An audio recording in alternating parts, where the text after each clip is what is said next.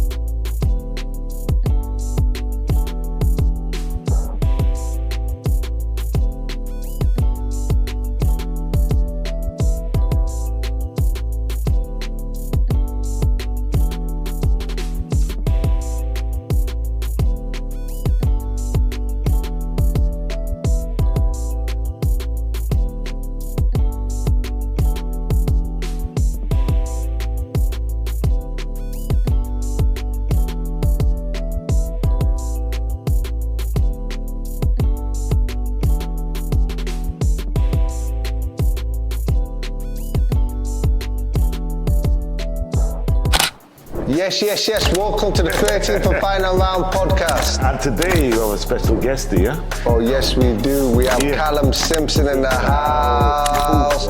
Yeah. This has been a long time in the making. We chased him to London. we chased him to London the second time. We chased him to Barnsley. We've chased him while he's been on holiday. But we're here now. We're here. Better. Rather, that's the one. I lost my words. That's the one. We've had the privilege to watch him training today, which honestly, for me, I miss it. We come out of boxing, we go into different aspects of our life, and we're around boxers all the time, but we're not necessarily always in the gym watching him train. So thanks for that. I really enjoyed seeing you work.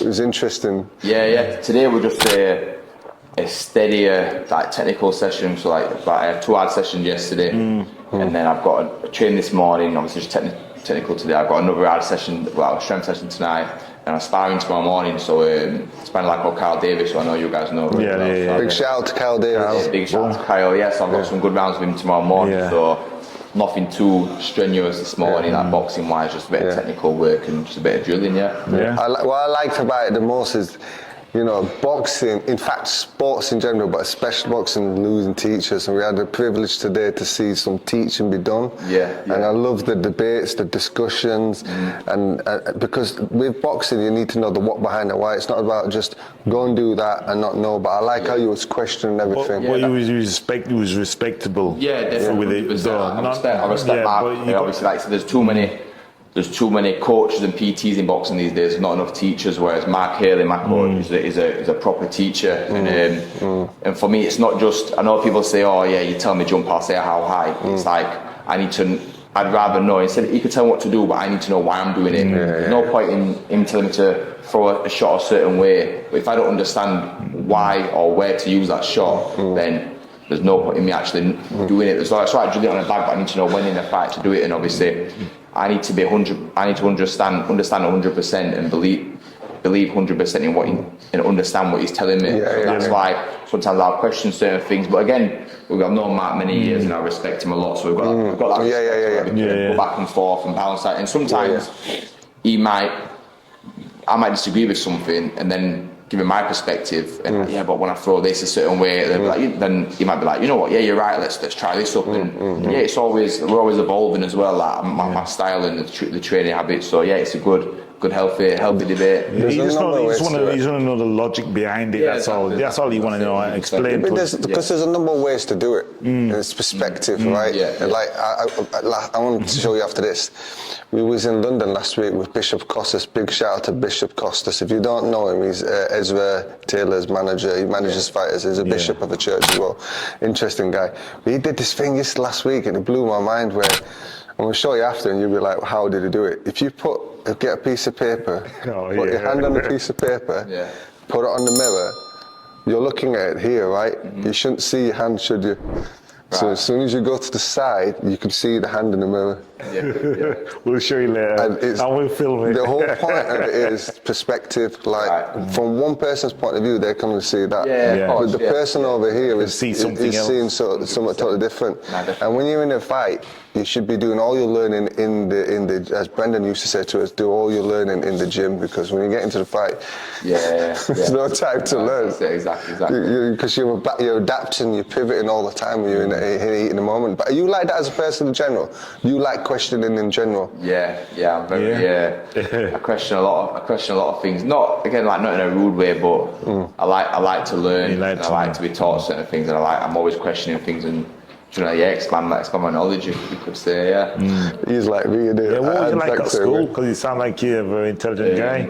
I used to hate going to school. I used to enjoy learning. So I was talking to my girlfriend yesterday. She asked me what my favourite subjects were. So I used to enjoy maths, enjoy history, and I actually enjoyed English, but just learning and absorbing information in science as well. But I didn't like doing the actual work, like writing stuff and having to. But I enjoyed the learning and being taught.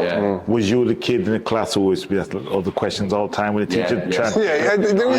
I was just saying, we got torn off for that, right? I used to always play the devil's advocate. Always the teacher. But now, was you right all the time? Was you right sometimes? Not always, but sometimes I'd just play devil's advocate. So if we're having a discussion, like when I were at college, we're having a discussion about maybe it's like psychology.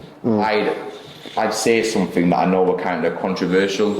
So instead of just being told something and no one really discussed anything, I'd say something that were controversial, knowing it's gonna cause a reaction. Everyone gets involved. I love it. I love it. And it's just like saying what is it? 4 eyes are better than 2, or 2 eyes are better than 1. So there's no point in teacher telling us we can all have a debate and see other people's perspectives. Then we're probably going to learn more from it. 100%. I like that. I'm the same. I used to get torn off all the time for putting my hand up.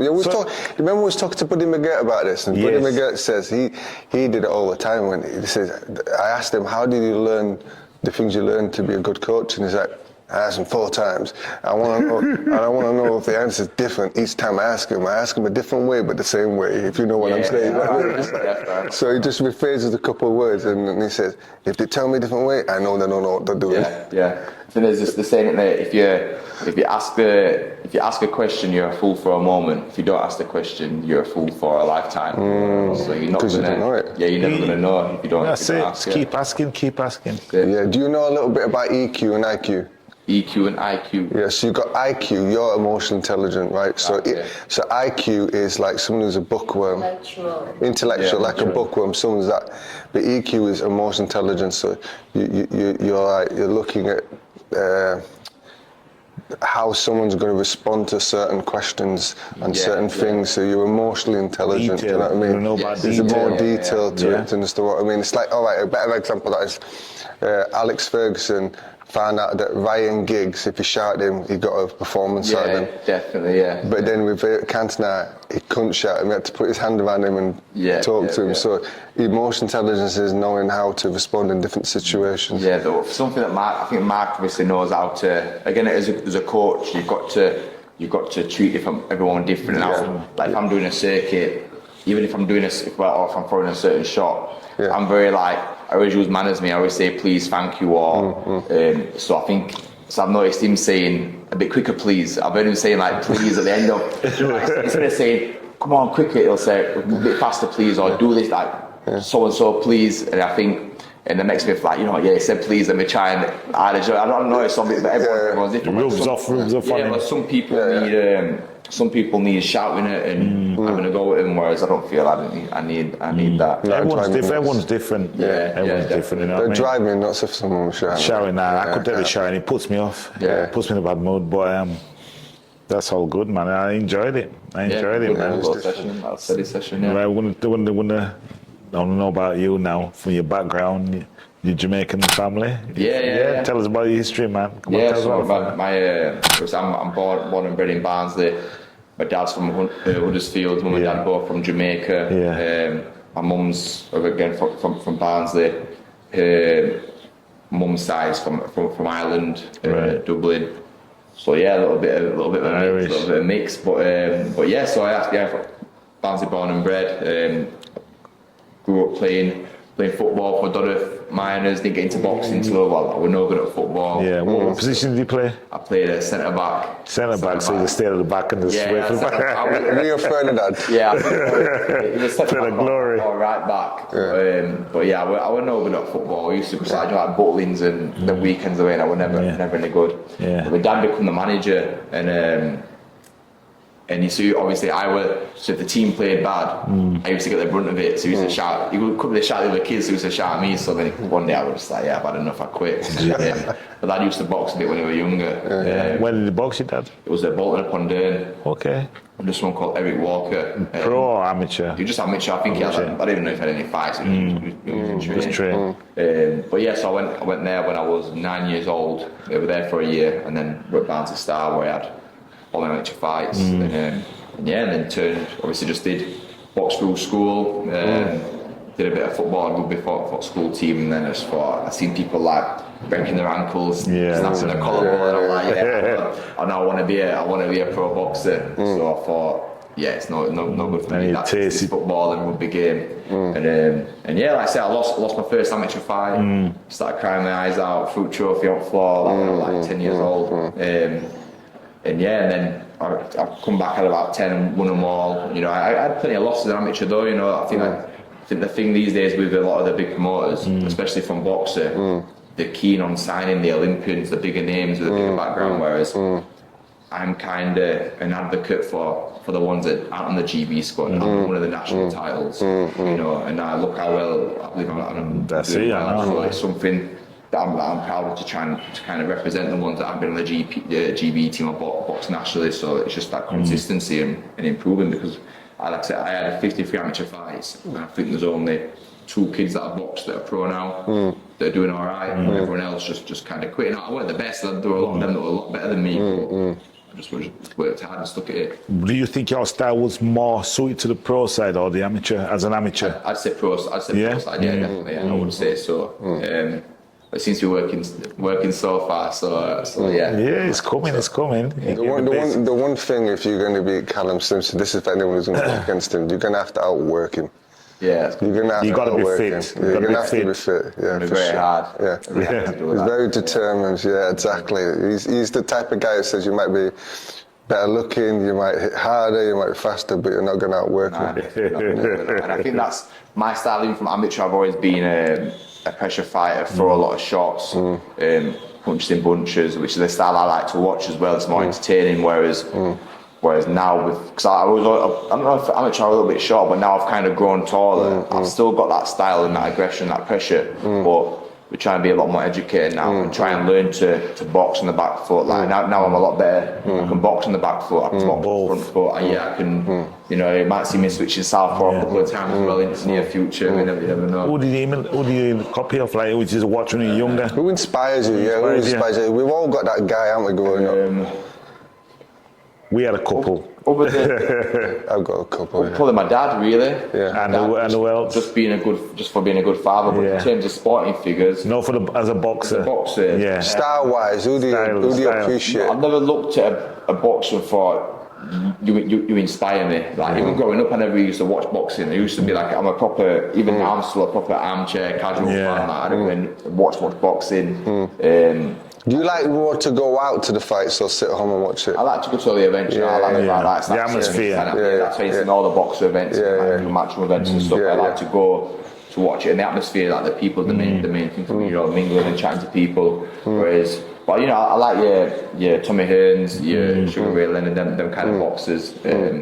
Whereas these days, it's not, other than like probably Baturbiev, because I've met him and I've seen him just years. We'll get back to that. Yeah, there's not many that kind of that inspire me, I'd say. Yeah. Other than, well, to be fair, I like actually, because obviously Kell Brook, I used to work at Scott's Men's, they used to sponsor Kell Brook, so I used to like, he'd one day come in, he'd get loads of free stuff. So I used to go and get his trainers for him, loosen him up like, oh, there you go, train. Yeah, that's it. I'll get that for you, Kel, when I was like 16 to 18. Wow. And then we'd get free tickets to the Sheffield Arena shows. Yeah. I used to watch him there and like, come out to all the lights and unreal atmosphere. Wow. And then Josh Warrington as well. Seeing what he's another local lad. Seeing what he's done.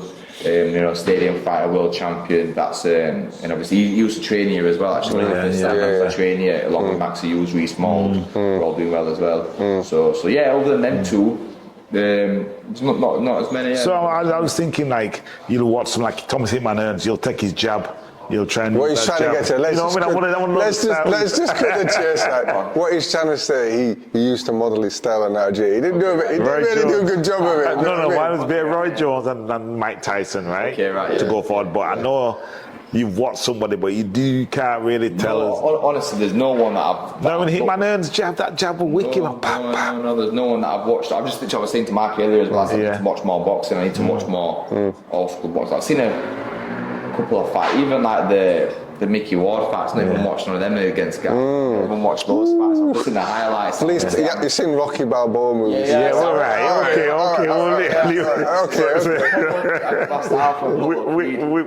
Which one do you like from the Rockies? The first one or second or the last one? I don't even know which one. It's got a new one coming out as well. With the big Russian one. That's four. Yeah, the build up of the occasion and everything to the fight. Is it Mr. T's in it as well? No, that's number 3. That's what I like both. I think they're all good. Okay. Have you played the new game yet? No, I've not. Do you want to be on it? Don't want to be on it. If they look good, they look good. Ryan Rhodes, we know Ryan Rhodes is involved. Ryan Rhodes on it, man. Let's get him on the game. But if they're doing me, I've got to sign off on the final thing. So I've seen a few characters look a little bit.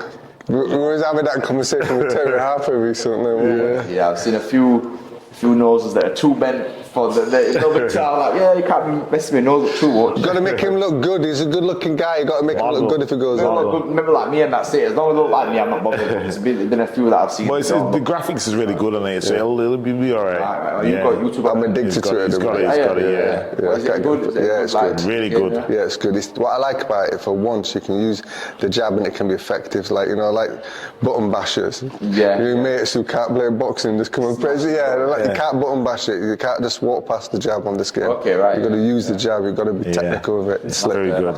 Yeah, it's good. I like it. Combinations on it as well. Right. Yeah. Do you want to get back out this year? Yes, I want to get out this year. Yeah. I want to be out before Christmas. Yeah. So for me, I'm in camp now, aiming for a date in December. I'm just waiting for a few things to be confirmed. I've been told a date, but 21st would be nice. 21st, that Fury in the car. Alright, wouldn't it? Alright, definitely not be on that. But yeah, so like I said, I wish I had a confirmed date to tell you, but I don't. I've just been told I could be out in December. Just keep ready. Yeah, so that's it. I've got to keep working hard, and like I said, I'm in camp now, picking up the sparring. So yeah, whether it's a British title defence or be ready. Title I can do, I'm just got to be ready for it. Be ready, always ready. I know you're always ready. And the thing is, boxers have signed with Riyadh season now. Yeah, they've got the partnership out there. Yeah. So you don't know. Who knows? That's it. That's what I'm saying. Hopefully next year I'll be on the Yeah, man. So revert back. Tell us about the sparring. How you came to sparring with BF. Yeah, so I've always, even before Batavia, I've always put myself out there. The phone call. What happened? You get a phone call. You're like. So I think I was probably just at home, and my manager Kevin Marie rang me and he was saying, I've got a call from Canada, from Mark Ramsey. They want you to start. It's financially hard. They want you to go out there and sparring.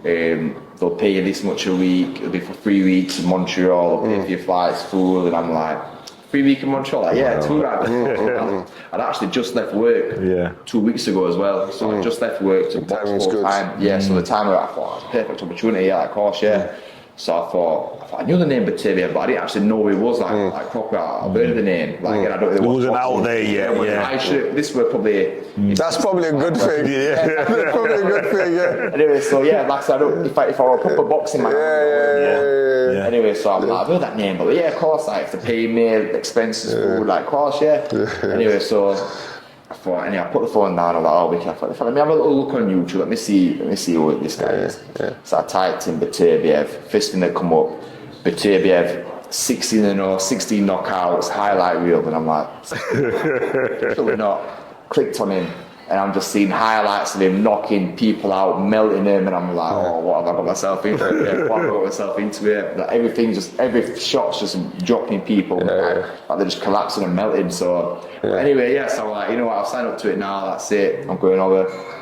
So so I think luckily as well, I just fought recently as well, so I went over maybe 4 weeks after a fight. So eventually I kept in the gym, kept my weight down. But obviously I went over there. First day they met Mark Ramsey, who was his head coach, great guy. Picked up from the airport, took us to the apartment, so where the shops and stuff were, make sure we looked after in terms of food and stuff. And then first day at the gym, they let us do just a normal session, and the next day we're like, right, you're going to spar tomorrow at like 3 o'clock. We'll compete up at this time. So the first spar, got in there. I went over with a lad called Billy Denise from Manchester. Good lad, me and him both went over. So I got in first. In fact, I think I asked to go in first because I'd rather get out of the way. Not that. Just test the waters. Just look where he's fresh. I'm the older one between me and Billy and more experience. So I thought, you know what, I'm gonna get in first. I want him when he's fresh. I don't want him to retire. I want to test myself. And I sparred very well, but it was. His mental, his pressure is constant moving forward. Little feints, little side steps, and just not just marching forward, but little very subtle things. But that's cutting off. Each time he moves, he's cutting. Always, and if he got caught me a shot, always that resetting. But yes, I learned a lot of shit from that first time. Literally that sense. But his power is ridiculous. Just his. Like for me to throw a powerful shot, I'm gonna load up with it. Whereas he would just like. From his arm, his arm shots were solid. Like his arms were, his forearms were the same size as my thigh. Don't take much. I've got skinny legs, but his forearms are huge. Just a proper solid guy. And then obviously the weight above me as well. But it was just solid. But then after that first sparring session, Mark Ramsey's coach just can we have a chat with you in the changing room, in the office? And I'm like, what have I done wrong here? What have I done something wrong? And he was just like, you've sparred great, you've challenged him, you've made him work. You've shown no fear. You're giving him good work. You've seen a lot of people come and just punch bags, whereas I would actually giving him back the got and trying and making him think and making him work. So he said, can you stay out for can you stay for 7 weeks instead of 3? And I was like, good money though. But I'd already had. I was due to come back on Christmas Eve, but I said I've got stuff planned for New Year's with my sister. I've got see my family on Christmas. And they said, well, we'll pay for you to come back out then New Year's Day. So I think I flew. Wow. So I was like, of course. So I flew, went for 3 weeks, come back for a week at Christmas, and then I think I went to Paris with my girlfriend for New Year's. Got back New Year's Day. Got home, packed my suitcase, and then went back to Manchester Airport on New Year's Day and flew back out there. But it was good that for me to pay attention to come out. Obviously, I must have been given good work. They asked me again for the Callum Smith fight to go out the next summer. The contrasting weather was crazy over there because it's like cold to warm. It's like our weather from on the extreme side, so it was -10 most days, snowing, icy. When I went in the winter, and then when I went back in July, August, it was like 28, 30 degrees. Beautiful, So, but it was a great experience again. So I was there sparring for 9 weeks in total. It was good to see their setup, how many times a week he trained, what his sessions were like, what he speak to his strength coach, meet his other coaches as well, and what role their team plays as well, because there's world champions and there's elite world champion, world champion, all the way from amateur level to professional as well, and he's continued to prove that as well. 100%. I bet that give you loads of confidence that when you came back into England, and like when you couldn't wait to jump in the ring again to see what you've learned from that. Gosh, this is what it's about. Like two guys that go out on a Friday night, one guy is going to pick on a smaller guy because he don't want to test himself. He wants to win, doesn't he? But in boxing, what we do is we test ourselves. We put ourselves against. I have a lot of pride. I've always tested myself, even since I was like 15, 16. Like my dad used to take me to other gyms sparring. My amateur coach John, but my dad used to sort of sparring out for me. And then like even like Liam Cameron, who's just fought Ben Whittaker. I used to go sparring when I was like 18 years old, 19 years old. You knew Liam Cameron was going to do a lot better than everyone else, yeah. We knew it as well. We knew it as well. I think because he just had a long time off, and you know, he's had a few small old wins. I think people just expect too much of Ben, and obviously Ben running his mouth saying he's going to do this, going to do that. They expected more, but Liam's a solid. He's a veteran, you know, he's an experienced, solid fighter, and he's hungry as well. He's worked very hard to get back to where he's in the position as he was. We was sat ringside at his comeback fight in the Cannon Sheffield. He blasted this guy in 30 seconds. Was that? I saw him fight Harry Matthews. He was at Harry Matthews. I don't know if that was that fight, but stopped him straight away. How many people stopped Harry Matthews? But Liam stopped him, and Liam Strong. I've sparred him since, and actually, this is probably last year, because I knew that I was going to get a British title this year. Well, I didn't know I was going to be able to fight, but I thought, stay ready. When I get a British, I'm going to get the opportunity. So stay ready. I'm working hard. It's going to come. Be patient. It's going to come. And obviously, I said to Liam, I said, listen, I believe I'm going to win the British next year, and when I do, I'll give you a voluntary defence. I'll give you a defence. And I'd love to fight Liam at Sheffield Arena. He's Sheffield lad, I'm Barnsley lad. We get that sold out. I'll pull them at all. He's a funny lad as well. He's a funny lad. He's a top kid. Yeah, I like him, man. He's a good lad. He's dry as well, man. It's funny about trying, isn't it? Yeah. Just the honest, just the hard working Yorkshire lad. The top lad. We was at press conference when he was fighting Whittaker. He just they kept asking him, what are you going to do? He go, nah, you got to keep your hands up in this game. The accent. It's just that Sheffield accent. I know you're not going to man. We spent 10 years. Tell him we went to the gym. Went down to the gym. We went down to do a podcast. We brought equipment and everything. We got equipment, we went through it all. This was like maybe 10 days before he was going to Saudi, and he goes, that's what we're doing. I went, well, we're not really doing much because the gym's full, but we were going to do a podcast. He goes, help me out with pad work with these kids, and we'll do it. So we come out to do a podcast, but he's telling us to come and help him out with pads with kids. I had all stuff. I had all stuff. Do you know what I mean? But it's just the way he is. He's just nonchalant. There's what can I say? You don't get overawed by things. Yeah, there's no edge about him, is there? There's no edge. You don't got an ego. I'm gonna try and. No. Yeah, no, it's good. We put him in our WhatsApp group, and he's brilliant in it. Do you know what I mean? Yeah, we've got a boxing match. What I've told you about. Yeah. Thousands of times. Man. He's down to earth. Do you know what I mean? But he's good. As media, our job is to. So there's certain people out there what film. I'm not making it personal, but you can either give the fighter exposure or expose. Yeah. All right. And there's a lot of people out there that expose, and what I mean by that is clickbait headline, get the views, look after themselves, and potentially destroy a reputation because people at home could think a certain way about a fight. We're not about that. We're about giving the fighters exposure. Why? Because we went through the same process. We didn't get the same opportunities as some of the people that we're trying to help. That's what we're trying to do. So I'm nothing against Ben. I like Liam.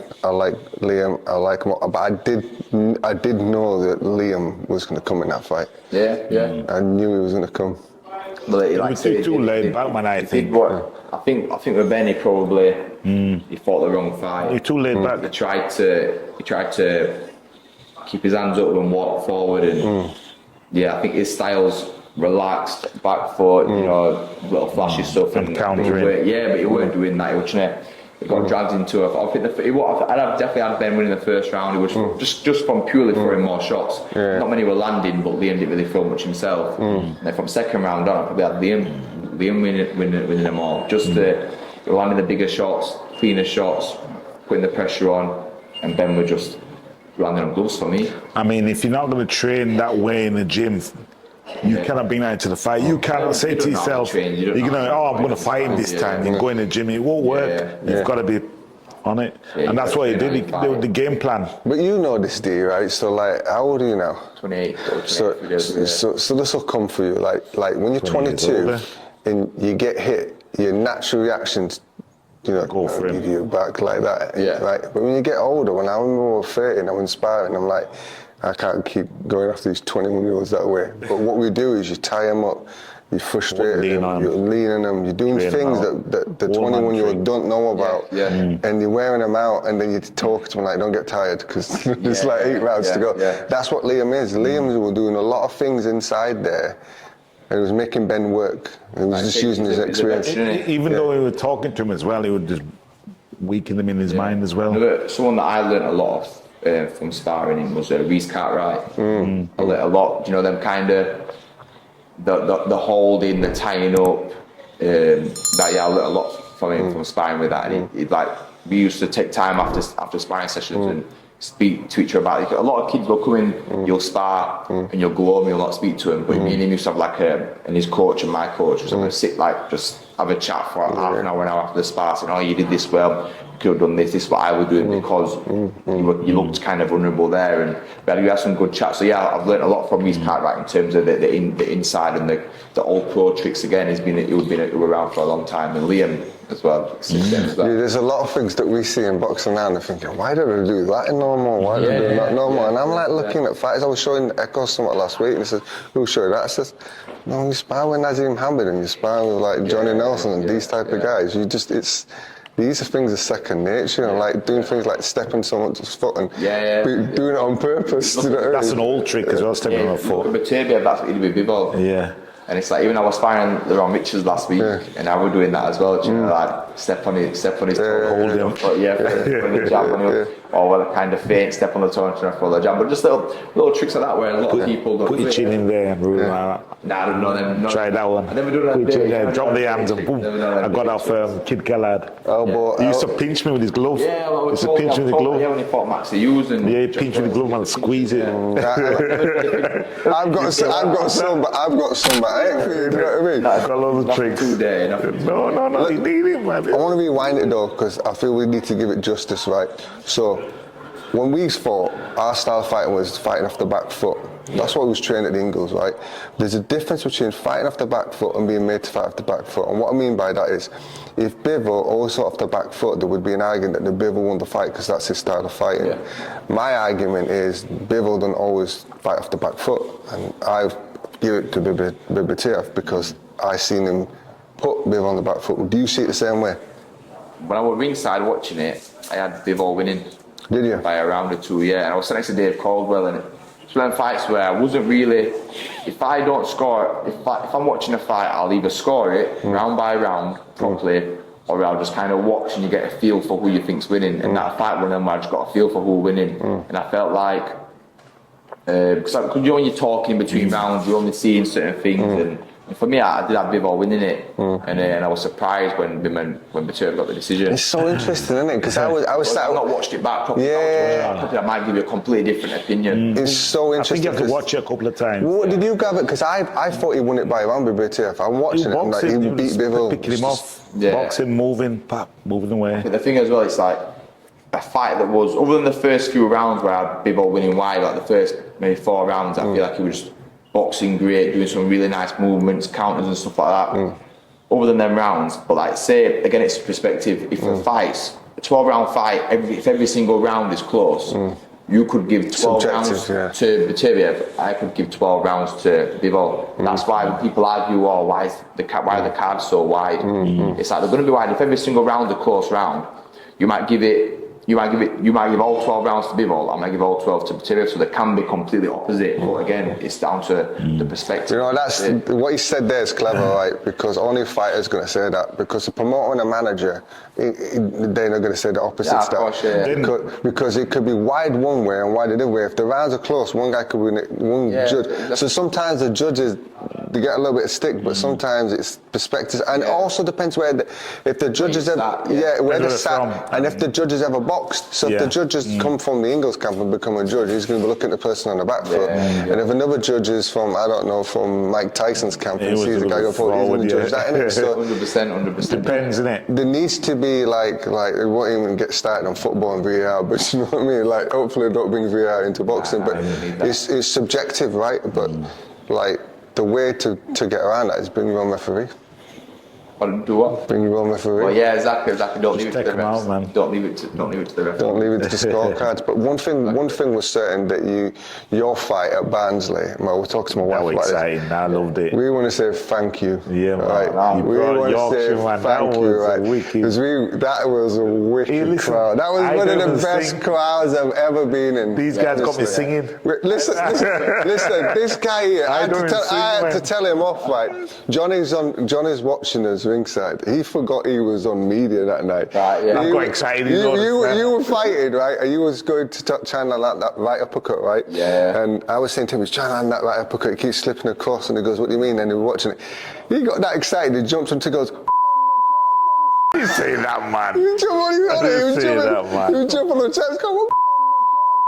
You say that. Say that. I'm like, don't say that. Don't say that. Bleed that out, John. John, bleed that out, man. Don't do that. I was like, sit down, man. Say that. No, we're amazing. We're amazing. Like, amazing experience for me. But you was. I didn't ever say that. That word never come out of my mouth. Yeah. Bleep though. I know. I believe. I know. I believe. All right. Okay. You got excited. I got excited. But I wouldn't come out. Good lad. That's Everyone it. said no one knows. No one knows. All So it's already been bleeped, so you don't know what we said. Thank you. But yeah, now that for me, that was like a dream come true for my 15th fight for British Commonwealth at my hometown football stadium. Like, the full fight week, just that everything just fell into place. Like amazing. Like, the weather were amazing. Like, the support from Barnsley, like people in Yorkshire that come out and support me every single day. Like the press conference, the weigh-in, the open workout, and then fight night. Just unreal, and the atmosphere were like ridiculous, and I loved it. And he brought it to Barnsley. Never had that before, has there? Never had that before. You wouldn't have thought there was just one stand there. No. You'd have thought the whole ground was. I've been to, like, you've seen me. Since I started a boxer, I've been to every single boxer show that's been in England, and obviously all the stadium fights, all the arena fights, and other than Khan, Brook, Eubank Junior, Smith at Manchester Arena, and them two, that obviously were the best that I've been to. Other than all the stadium fights, all the other fights, and that were. We was at both them fights mentioned. In fact, we had to bail out of the Eubank Smith one. So we were sat there and they started beer and all that. We were out. So it was a knockout and boom. But that one at Barnsley was different though. Yeah, it was different. They never shut up. They were like literally constant. There was no quiet. It was just constant. But even like say even the full fight week and we're privileged for me, and just an amazing moment for me to be able to bring that to Barnsley. It wouldn't, without the people, it wouldn't have been possible because they've backed me since day one. You know, they've got behind me. They're the ones that bought the tickets. They're the ones that have turned up when I've been fighting in Manchester, London. The ones that have turned up and support me, because if I'm not selling no tickets and no one will come and support me, then why are box going to invest in you? Do me a favour, give a shout out to your supporters. They'll be watching this. But listen, thank you to everyone that comes to support me. Like I said, even when I said like my post-fight interview, it's not my journey, it's our journey. I want to keep bringing big nights to Barnsley. Hopefully next year we want to get Oakwell sold out. But keep supporting me, and I'll keep winning for you. It's going to happen. It's going to happen. Do you know what? The whole show was a good card as well. You had some really good fights. And did you see the other fights? Did you go back and watch them? I saw a few. We had a girl from one of the girls from my gym called Sylvia. She was the first fight on. The Denise were a good fight, and then obviously McKenna. Joe Laws. Well, I actually just started warming up, and they were in the home changing room, and there was a TV on the other side of the wall. So I was warming up with that my coach and manager Kevin, just moving around. And I heard my brother and a few of the team were out on the side watching the fight, and I just heard this whoa, and I thought, whoa, what's happening? So I ran around and I was like, watching the fight, I was just like, it was sick of man. That was a war. Everyone were again, everyone enjoyed it, and even that show actually, when it's sold out within like 48 hours, and there was only my fight announced. There were no other, so it's not a case of they've come to watch Joe Laws, they've come to watch Callum. There were people that have come to watch me and that turned out for me. So for me, I believe we can get that. It's funny because we went to the boxer show before that at Crystal Palace, and that was a full stadium, and Carry as much noise as yours. That was serious, man. I don't want to say too much. Yeah, I'll say it for you. I don't want to say too much. No, yours was exciting, man. You're right. It's like they reckon there were 15,000, but it might have been like maybe 12 or 13. But I said to some of the guys from Boxers straight away, I said, listen, if we do Barnsley full stadium, it's way more. The atmosphere will be ridiculous. You'll get a bit more now. You've shown interest now, definitely. They were saying, obviously, just based on the numbers, it's like normally, whatever you sell in the first 4 hours, you normally end up selling that again. So your first 2 days are your busiest days when your tickets go out, but they said whatever you sell then, you kind of sell over till that you'll sell that again to the end of the fight. So we did 7,000 the first 48 hours, so probably look to double that. We could have doubled that just for that one show, and now I'm carrying on building and profile's bigger now. I reckon whatever we want to do, we'll sell it out. For your dream fight, Barnsley, you're topping the bill with who, and then put in who you're gonna have on the card. With Canelo, to build a build. Canelo, honestly, even domestically, there's no one it's a shame because no one at super middleweight that's a big name. There's no high profile fighter, there ain't nobody like light heavyweight, you've got Yard's a big name, like Mawasi, Aziz, Lyndon Arthur, obviously Lou Emerson's one British. There's a few big names who are like more like known nationally and maybe even worldwide, whereas now super middleweight, there was Callum Smith, but he's obviously moved up. There's no one now that's a known name. Unless you're in the boxing world, there's good boxers super middleweight, but I know what you're saying. There's no one that excites me. There's no exciting fight, and I feel like for a fight in Barnsley, it don't matter who I fight, the people are going to show up anyway. No one from Barnsley knew who actually was. They didn't know who he was, but they didn't know him until I fought him. So for me, it could be anybody. They're going to turn up and back me. But in terms of undercard, I'd love. Who would you like have lined up? I'd love to get some local Barnsley, South Yorkshire. Keep it Yorkshire, really. There's a lad called Corey Sager, who was known from an amateur who just turned pro. He's trained with Steffi Bull. He used to train with him and his granddad John, who was my main coach at amateur, just turned pro. So I'd love to get him an undercard. We'll do it next year. The lad here, Corey O'Regan, Sylvia, Yasmina, get them on undercard. Billy Denise from Manchester, good fighter. We need to get Francesca Hennessy on your undercard as well. Big shout out to Francesca Hennessy. Big shout out to Fran. She's a wicked fighter. You can't not like Fran, can you? In fact, she was at the weigh-in. She come to weigh-in in Barnsley. I was stood next to her. We saw her. Recognise her and stuff. So I'd love to get her on. Caroline Dubois, she boxed great. She's an entertaining fight. But again, it doesn't.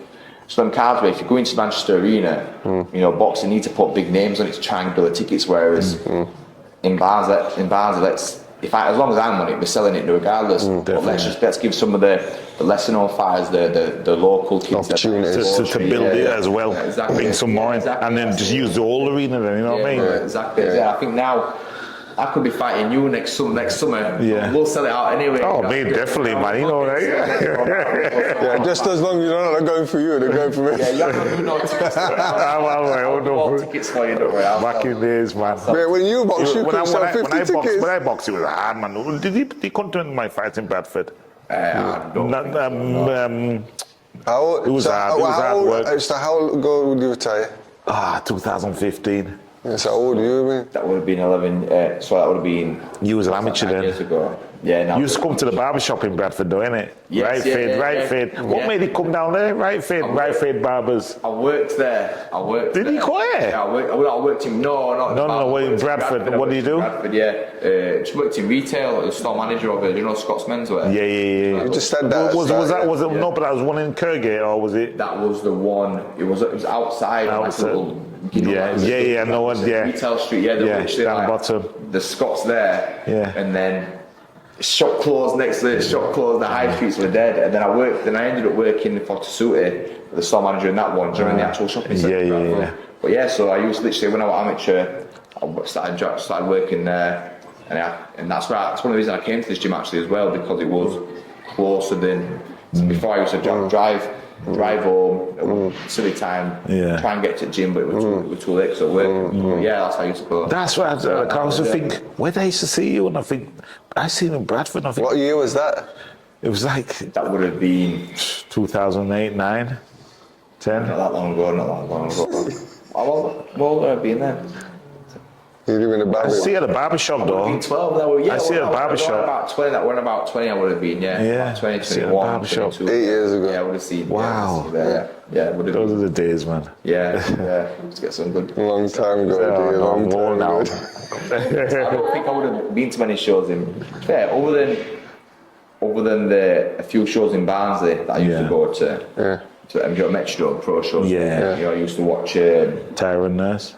No, He's box trying to tell you. I used to go Barnsley Metro shows and that was it. So Jack Churchill used to box at amateur. Used to watch him. Ben Davis, Ben Wager, and Matthew Mallin as well from Barnsley. So other than them, I used to go to many small shows as amateur when I was younger. Yeah. Then it was only, I think probably Callum broke Sheffield Arena for the first bigger show that I went to. Yeah. It's crazy, you know. So when I used to box in Sheffield, Kel was like 9 years old. Yeah. He was one of the kids in the gym. It's crazy to see where he's gone from a 9-year-old to where he is now. It's mad. Wow. Yeah, it's on the journey. It's always good to look back on them things. Yeah, and to see that journey is like anything is possible. And I would honestly say to you, when Kel was in the gym, he wasn't one of them touted kids. Yeah. There was loads of there was Yeah. loads of kids around that he's going to be a world champion. He's going to be a world champion. And then it's always the ones that stay, that self-discipline that can, like, you know, stay in there. I think talented fighters, when you're a kid, they tend to walk off, drift off, do other things. You know what I mean? Yeah, I think the mindset's a massive thing. It's a case of, so, you know, you guys might know when you get to the age 13, 14, 15, 16 and your mates, you know, but your mates. I know what you're saying. You'd rather do other things than box, but you've got to stay focused. You've got to stay committed and dedicated, and you know that's what I did. And a lot of kids a lot of lads that I thought weren't dedicated. Like people that were better than me, honestly, like way better than me. But I'm not saying I were rubbish. We're always like decent, but. Not the most skillful. I would just always fit and we're ready to fight, and you know, just always turn up on fight night. But yeah, like I said, there's very few that have stuck at it. It's a hard sport. It is. I know. It's hard. Man. This is 9 to 5, innit? It's like, like the conversation we was having at the start, like the natural progression for a fighter, if they've made it or not made it, and they want to stay around boxing, is to come out and be a boxing trainer. But the time that you have to put into being a trainer, and the money, dedication, the reward is not that. But you're a prize fighter. So the question I'll ask you next is, do you have adventures away from boxing that also occupy your time? Do you know where your life's going after boxing? Adventures? Yeah. Business. What interests do you have? Plans. There's a few that I've got in place. So one is a clothing brand. I'm going to be starting in I've already set up. Have you linked it out yet? No, it's going to be called Aura. So Aura is Aura is Latin for aura. The vibe, and also Ray, my little sister, who sadly passed away a few months ago. God bless her, man. God bless her. God bless her, man. Called Lily Ray. So again, the Ray is kind of from that aspect as well. So that should be launching probably April next year. Gonna be like a luxury streetwear, so you know, tracksuits, like t-shirts, shorts and stuff. So sports type. No, not sports. Oh, it's a streetwear, urban. Urban stuff kind of. So you know, obviously, I'm gonna probably will branch out to sportswear, activewear eventually, but for now I want to do something. I want to make a brand where I can wear ringside. I can go to shows or ringside. It looks smart, but it's casual. Yeah, exactly. Like comfy, like just luxury streetwear. So we're going through a few designs now, getting some samples up for the next couple of weeks. Nice. Yeah, just gonna. Again, it's not something that. Like for me working in retail, I work suited like designer retail. It's like you know your why stuff. not have my own clothing brand? Smart. You know, yeah, That's what we do. Everyone's always asking for our brand. Exactly. So it's not even going to be merch. It's going to be an actual. It's all I'm going to be the face of it and the name, like the person behind it. But you know, I've got some good business partners that are going to invest in it. You know, designers, and so we're going to go all in with it. So that's just one thing I've got going on. You know, I'm also wanting to get involved in like property and stuff. I don't waste it. I don't spend like design. I don't buy loads of designer stuff. I've got probably 2 pairs of designer trainers, if that. But you wear pure tracksuits, don't you? When you get it, that's what you wear. You know, obviously It's free, mate. You know, obviously I'm sponsored by Jim King. There you go, big up. So they send out their tracksuits out. I wear. I'm in a tracksuit 95% of the time. So I'm going out somewhere. And I always say that, listen, I don't have to dress up smart because one of the benefits of being a pro boxer, a pro athlete is you get away with wearing a tracksuit where you go, so I'm out for a nice dinner with family and I can wear a tracksuit. I feel like, I've come from gym out, even though I'm not, I'm always comfy, He says that, but when he turned up to Crystal Palace, he had the best jacket on, that red jacket you wore. Red jacket, I'm sorry. Everyone could see where it was, like, oh, there he is. I mean, I'm gonna, but again, even that's just, I just buy stuff. All my clothes are from like Zara, ASOS. I never buy. You never see me in anything that's like design or like that. I don't waste money on that kind of stuff. I don't feel like I like that. I feel like I'm enough. Like me, myself is enough to look good, not have to spend loads of money on something to look good. Like loads of logos, like LV logos, top to foot, and top to bottom. I don't need that. I don't need that. Yeah, so me and Nick, do you have to wear that because we ain't got your looks, do you know what I mean? It's just the vibe, it's the aura. That's what it is. It's just the person that you are. I feel like you've got to spend money on expensive clothes. What's your favourite sport, like Nike, Adidas? What's your favourite look? He's a Nike guy. You're Nike, man, aren't you? Trainers, it's Nike, Trainers, it's Nike. They're the Jordans, like Jordans, the Dunks. So that's how many pairs of Jordans you got all lined up, polished. Don't touch them, with even boxes. I don't know. I've got a few Jordans and a few Dunks. How many you got, John? But they're not polished though. They're not polished. He's got them in cases, you know. I've got them in cases. Cases, man. You look at them. I don't even wear some because some of them are like too expensive. Prestigious, man. What I'll do is I've got loads of trainers and stuff, but I'll just wear 2 pairs for like a month. And then I'll forget about them. Then I'll wear another, when I get another new pair, then I'll just wear that. I'll actually rinse that out for a few months. And then they'll get forgotten about back in the box, and I'll rinse another pair. So yeah, I've never got them on rotation, like polishing them, like that. I'm not really. But I keep mine for ages, right? So these are like almost 7 years old. So what I do is I spray them. Or you look after them. Go out. Yeah. Do what I think. When it gets exactly. And it's clean. I used to sell that at work. Yeah, that's it. But I use the other one, not correct. What's the one? Jason Max. Jason Max one. And it works. And they keep it done. There you go. You could have sold it. Back in the day, every time you got a counter, like, you want some of this clips? Yeah, I'd sell it proper to you. I'd give you a proper sales pitch. Go on, then, sales pitch. Go on, give it. I would have given a proper sales pitch. He's an actual salesman as well. What I used to do, they were like, if there were any shoes that were kind of marked or scuffed, I'd do like a live demonstration. So I'd spray with Crep Protect, get like some Coca-Cola or whatever, and I'd pour it. I'm like, I can see it. Use nanotechnology to repel it. It repels liquid. This is how you do it, and I were a proper salesman. Wow. But he might be promoter in the future. Watch this space. There you go. It's coming through. It's coming through. Could be a bit of commentary. You know, I did a bit of commentary on the Whitaker fight, Eubank fight. I enjoy being in front of the camera. I enjoy talking, and not that I knew what I was saying when I was doing the commentary, but sometimes I'll forget how we. But you just be yourself. But that's it. Yeah, I'll forget that when the comes over there, I'm watching the fight, and I'm like, I'm supposed to say something. You know when you're unconscious, they tell you when to speak. They look at you, they nudge you. How do you know when it's your go? So basically, you can speak whenever you want to speak, but if one of the other, I think Matthew Macklin and Andy Scott, I think it was. Basically, they just say is, if they're going to speak, they'll put the mic to the face. Right, you see the indication. When it's down, they're not going to speak. So when they go back to access it, they'll bring it up. So kind of don't speak. So you try not to cross over. Makes sense. There needs to be a pattern, don't there? So they're saying as well, a lot of the times what they'll do is, they'll mention something and say, "Oh, Callum, what do you think to that?" Or they'll say something. So then you'll answer their question. So they'll either bring me in, but if they've got the mic there, like in front of them, then I can say what I can say, whatever.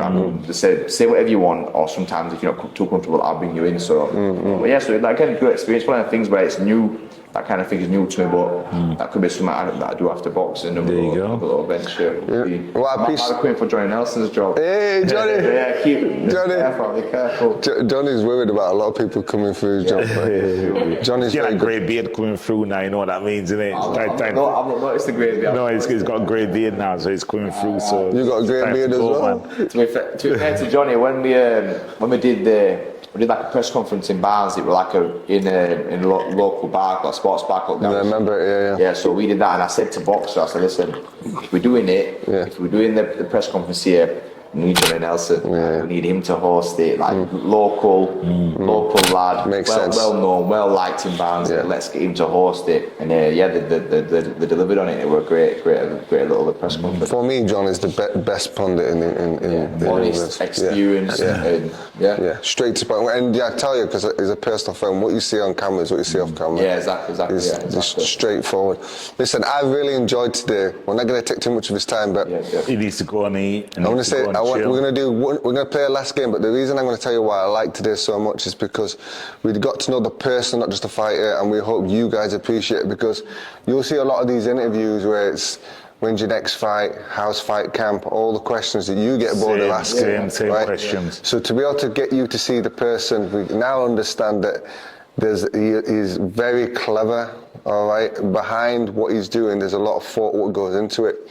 And what I would say to you is enjoy every single moment of it. Like Muhammad Ali said, his real talent wasn't the boxing, it was the opportunity with the platform to help others, and that's what he did with it. Why you got that platform? Run with it, brother. Build your businesses, build your brands, take hold of everything you can, because it's not last forever, does it? Boxing just. Yeah, I know you that. Know what I mean? And again, I can remember, in fact, Lyndon Arthur before my pro debut, I was sparring him quite a lot, and he said, "I'll give you one word of advice: enjoy it." Now every ring walk that I do, enjoy it. I enjoy it. I take my time. I don't rush. Even the Sky producers, I've been there. Come on, hurry up. I'm like, take time, relax, man. It's my time. This is my moment. And I walk out. I look round, and I take everything in. You see a lot of boxers that they get themselves psyched, and they're just staring. They're stormed at me, and I'm like, no. I look round, shake hands, touch hands, and I'm like, love it. This is what like. Then I've grown up again watching Callum and thinking, imagine if that's what it like to be that person. And I thought one day, why not? Why can't that? You're living your dream, man. Yeah, exactly. So I'm literally living my dream. Yeah. I box full time. I'm in the gym every day. I've got amazing sponsors that look after me. Give the shout out the sponsors. The sponsors, we've got your investment room back for vaults. We've got Curry Interiors as well, and Hayes Fencing. I'm going to see Hayes later today, actually. So I've got some good sponsors on board. Look after him massively. I was going to play a game. Were you a historian though? Will you know the fighters' names? I don't know nothing. Honestly. Let's have a play of the game. Little game. You'll be on my team. All right, well, I'll help you then. Okay. This is going to be. I think you know more than even. Oh, give over. Let's go. So just answer. Who wins? The winner stays in. So you got to answer between two fighters who wins the fight. Okay. It's fantasy, right? Tommy Hitman Hearns v Vernon Forrest. I've never heard the second one, so I'm going to go Vernon Hearns. Go who? Hearns. Vernon Forrest. Hitman Hearns versus Vernon Forrest being Shane Mosley. I don't know what that is. Yeah. Right. Hitman Hearns would win anyway. So yeah, because okay. All right. Hitman Hearns v Paul Williams. Don't know Paul Williams is, so Hearns. You helping That's that? it. Yeah, the Hearns. Okay. All right. Hitman Hearns v Oscar de la Hoya. Hearns. Yeah. Okay. That jab. Now this is going to get interesting. Hitman Hearns v Sugar Ray Leonard. Think about that. You know what it is? Sugar Ray. Yeah, we'll go for Sugar Ray. Sugar Ray beat him, so obviously. Yeah. All right, Sugar Ray, and this is your generation now. Sugar Ray v Terence Crawford at welterweight. At the peak, both on a peak. Sugar Ray, I'm going to go Sugar Ray. Okay. Sugar Ray v Manny Pacquiao. Sugar Ray. All right. Hey, this is the one now. This is the one I really like now. Sugar Ray v Floyd Mayweather. I knew Mayweather was going to come up. Now his daddy. What happened to his dad?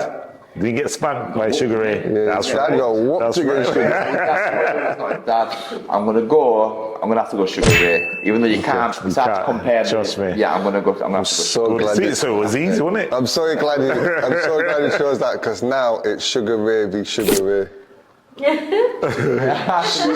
Sugar Ray Leonard v Sugar Ray Robinson. Oh. And you know what? This is bad again. I've never seen Sugar Ray Robinson fight. So what are you saying? I'm gonna have to say Sugar Ray. Leonard.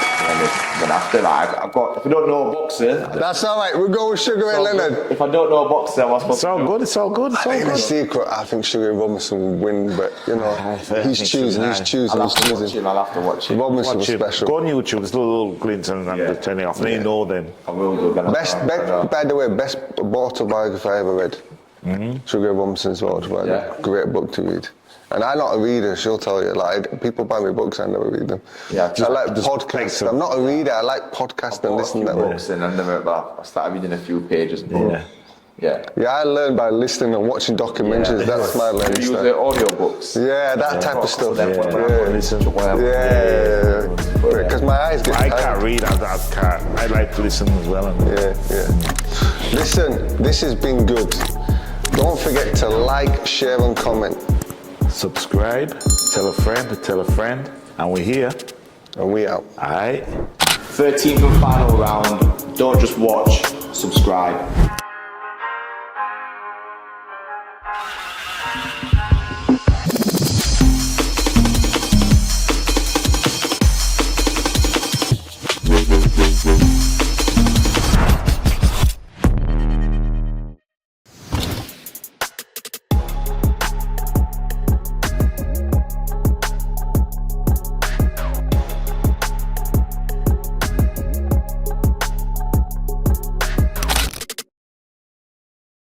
Influenced a lot by what you did. Awesome. I'm glad to hear that. Glad to hear that. Definitely. My favorite. I used to box myself. Oh, yeah? Yeah, English champion, British Masters, middleweight champion, Okay, and super middleweight champion. Okay. So I used to watch you all the time. Yeah, you was in a dangerous weight class. Yeah, that left hook. Yeah, you was in a dangerous weight class. Yeah, I know it was. I was under you either. He was above me though. Hey, it was a dangerous It was weight dangerous, so innit? I even used to have your haircut with a line at the back. Oh, really? Yeah, the that's haircut, good. yeah. That's all right. Naz used to make fun of me. That's awesome. That's awesome. But my favourite fight for me is I love the combination you put together against Vinny Pazienza. Oh yeah. That was a good fight. Yeah, well, Very it was good fight. different. Epic and different, you know? It's like I tell people, they always talk about pound for pound, but when you can go back and find memorable things that God allowed you to do that nobody else can duplicate. Amen. Who else got as many memorable moments that can't be duplicated, haven't been duplicated? Who else got that many? Ain't but one. Trust me. You know, Be the GOAT.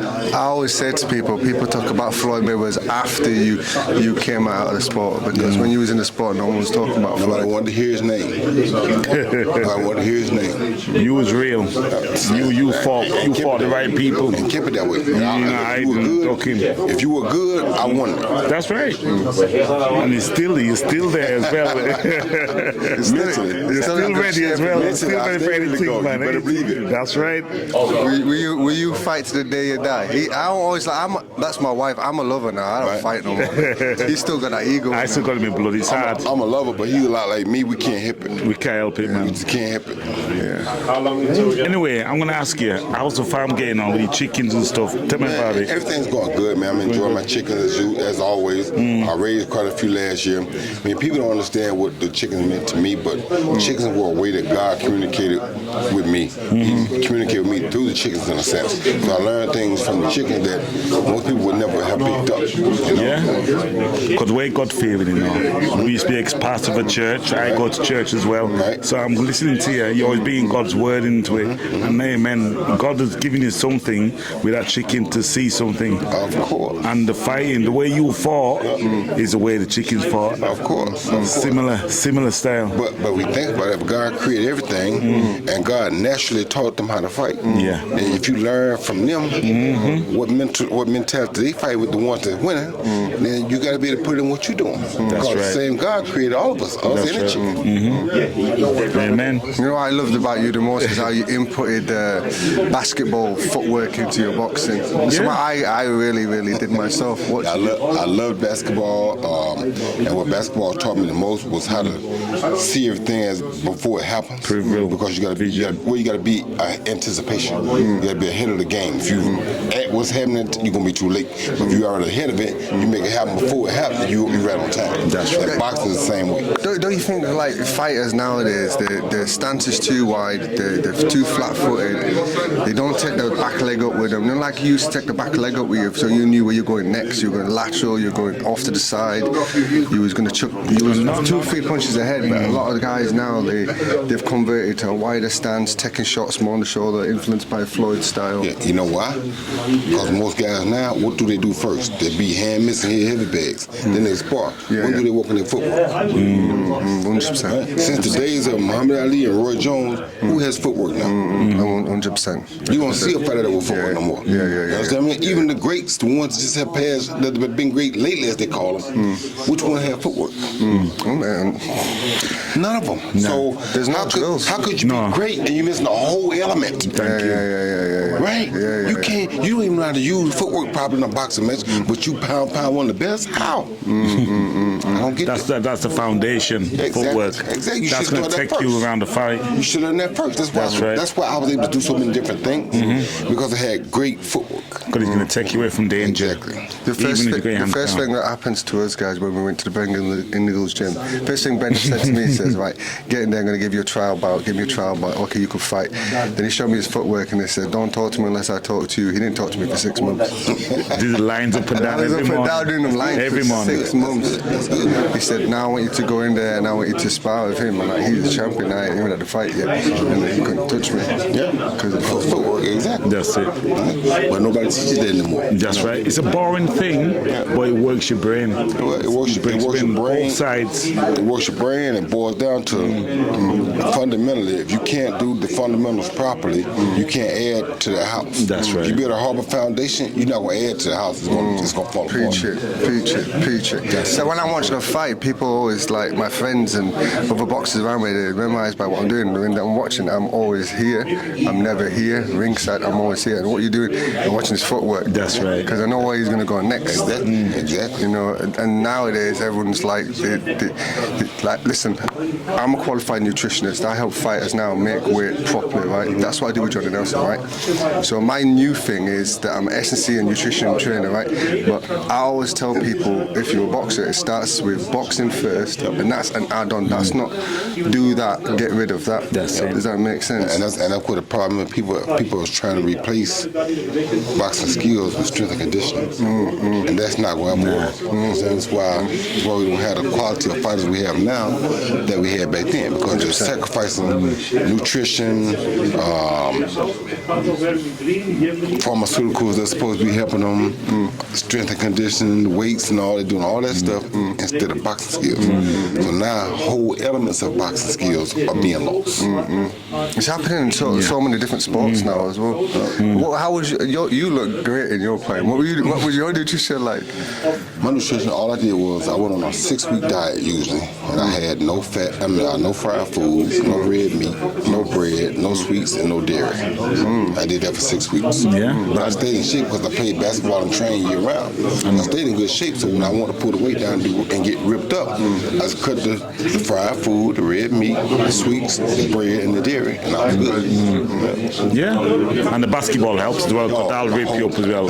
You got to be energetic, and it helps with the footwork, because you got to move your feet.